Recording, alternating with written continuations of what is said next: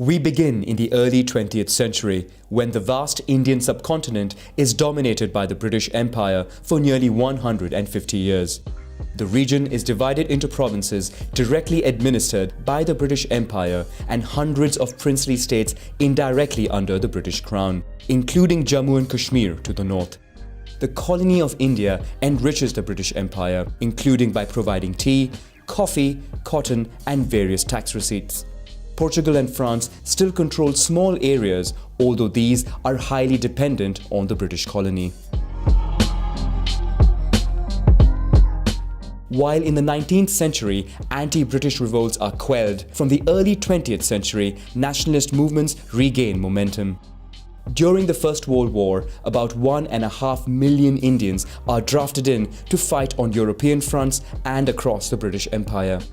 Despite their loyalty and sacrifice, Indians do not see their overall conditions improving after the end of the war, thus intensifying protests against colonial rule. Following increasingly violent and deadly repression by Britain, Mahatma Gandhi becomes a figure of resistance by promoting non-violence and civil disobedience, including the boycotting of British products. The Indian National Congress spearheads the revolt, calling for the creation of an independent and secular India. But India's Muslim minority do not want a country dominated by Hindus. Their political representatives, the Muslim League, calls for the creation of an independent Muslim state. In Europe, the Second World War breaks out. The British Empire focuses all their available resources in the war against Nazi Germany. In total, over 2.5 million Indians would fight in different fronts around the world. When the Congress Party calls on people not to participate in World War II efforts and demands the departure of the British, party leaders and tens of thousands of civilians are imprisoned. The Muslim League, meanwhile, cooperates with Britain to remain in their good books. Britain finds itself struggling against Japan, which is allied with Germany, when it takes over Burma. This cuts an important supply of rice in the region, which was a major factor in the Bengal famine of 1943, causing 2 to 4 million deaths. To calm things down, Britain promises to discuss India's independence after the end of World War II.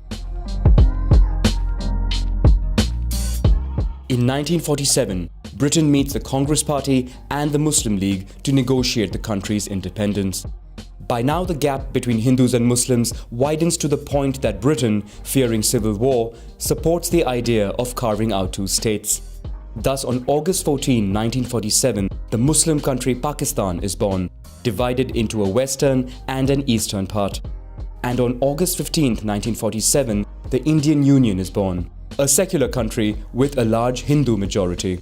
Initially, some princely states refused to join either of the new countries, while violence between Hindus and Muslims erupts along the new borders. This results in the displacement of millions of people from one country to the other based on their religion. In the south, Britain still retains Ceylon for a few months despite fighting between Hindus and Buddhists. The Hindu Maharaja of the princely state of Jammu and Kashmir, which has a majority Muslim population, doesn't initially join either India or Pakistan. When Pakistani troops infiltrate the border in an attempt to seize the state, the Maharaja asks India for military assistance in exchange for integration into the country. This is the beginning of the First Indo-Pakistan War. After 2 years of fighting, the United Nations negotiates a ceasefire and draws a temporary border. This border isn't completed because of the Siachen Glacier in the northeast, uninhabited and almost inaccessible. It would be claimed by both countries. India becomes a federal parliamentary republic and 171 million citizens are eligible to vote in the first elections in the country. As the world is divided into two camps by the Cold War between the Soviet Union and the United States, India opts for neutrality by becoming non-aligned. This brings it diplomatically closer to African and Asian countries. But a visit by the Indian Prime Minister to the USSR marks a rapprochement between the two countries, which does not please its Chinese neighbor. After China takes over Tibet and the Dalai Lama flees to India, tensions rise between the two countries. Moreover, China refuses to recognize the 1914 McMahon Line drawn by Britain in the east of India and claims a territory of Kashmir. In 1962, China attacks India and quickly captures the two territories. China then declares a unilateral ceasefire, retains control of Aksai Chin and withdraws from Arunachal Pradesh, although not recognizing the border. Hereafter, China fosters closer diplomatic ties with Pakistan. Pakistan tries to capitalize on India's defeat to China. Pakistani soldiers disguised as civilians infiltrate parts of Kashmir controlled by India and push the local Muslim population to revolt. When Indian forces counter the infiltration, it sparks the Second Indo-Pakistani War. Both countries try and invade the other's territory. But seeing the Indian army come dangerously close to Lahore, China threatens to intervene on Pakistan's behalf. The UN steps in and obtains a ceasefire, followed by a return to pre-war boundaries. In 1970, a separatist party in East Pakistan gains a landslide election victory.